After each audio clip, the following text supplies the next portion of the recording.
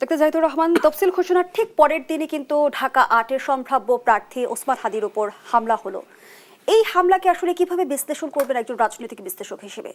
এটাকে কোনোভাবে বিচ্ছিন্ন ঘটনা বলা যাবে না। নির্বাচন কমিশনার বলেছেন, খারাপ উদ্দেশ্যে বলেননি, আমি কিন্তু এটা উনি আসলে চেয়েছেন যে লোকজন যাতে ভয় পেয়ে না যায়। হ্যাঁ, কিন্তু বক্তব্যটা ঠিক হয়নি। একটা মানুষকে দিনের পর দিন পরিকল্পনা করে ফলো করে টার্গেট কিলিং করা হয়েছে।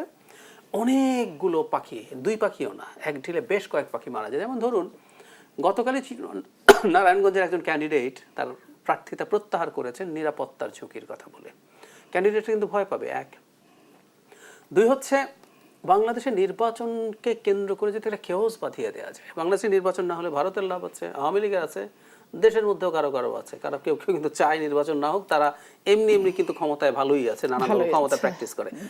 নির্বাচন হওয়ার সাথে সাথে বাদ দেন, বিএনপি 200, 250, 300 কিছু না, 151 সিট পাওয়া মানে তো সরকার আপনার, পরের দিন থেকেই সব পাওয়ার শেষ। সো এরকম একটা মৃত্যুরকে কেন্দ্র করে পক্ষগুলোকে নানান রকম কেওসের মধ্যে যদি ঢুকিয়ে দেওয়া যায়, তাহলে দেখবেন আপনি নির্বাচন আনসার্টেন হয়ে যাবে, সেটাও ঝুঁকিপূর্ণ হবে, এবং নির্বাচন যদি কম গ্রহণযোগ্য হয় সেটা ঝুঁকি তৈরি করবে।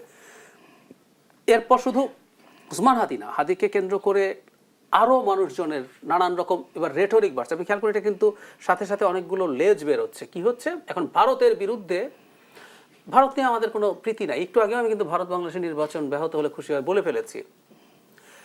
ভারতের বিরুদ্ধে আমাদের যৌক্তিক অবস্থা ভারত সরকারের বিরুদ্ধে। কিন্তু দেখবেন এই হাদির মৃত্যু, উনি মারা যাননি, আমি আশা করি উনি ফিরে আসবেন, তার মৃত্যু বা তাকে হত্যা চেষ্টা যেটা ছিল সেটাকে কেন্দ্র করে এবার ভারতের বিরুদ্ধে ভয়ঙ্কর রকম হিংসা ছড়ানো হচ্ছে।